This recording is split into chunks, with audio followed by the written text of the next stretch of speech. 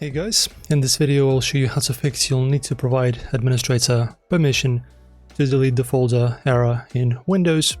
It's going to be applying both on Windows 10 and 11.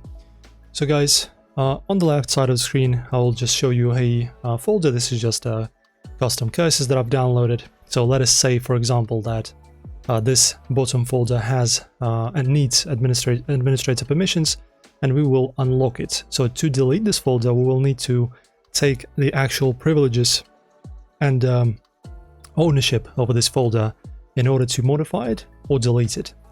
So for that, guys, on the right side of the screen I have an amazing piece of application that will help you do exactly that.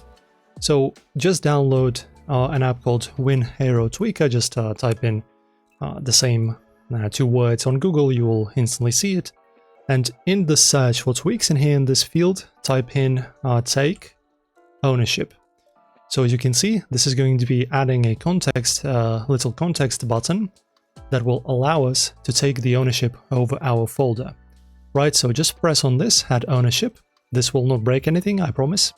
And then, as you click, right click on the folder, as you can see, we have take ownership. So just press on this button, it will analyze and give you the permission, full permission for all of the files inside of the folder and to the folder itself. And then you can just go ahead, press delete, and it will delete with no problems. But guys, this is also dangerous if you don't know what you're doing. If you delete a folder that, for example, is a system folder, you will break your system, so be careful with which folders you delete. Alright, we're not responsible for any damage to your computer or your system that you will deal with this piece of application.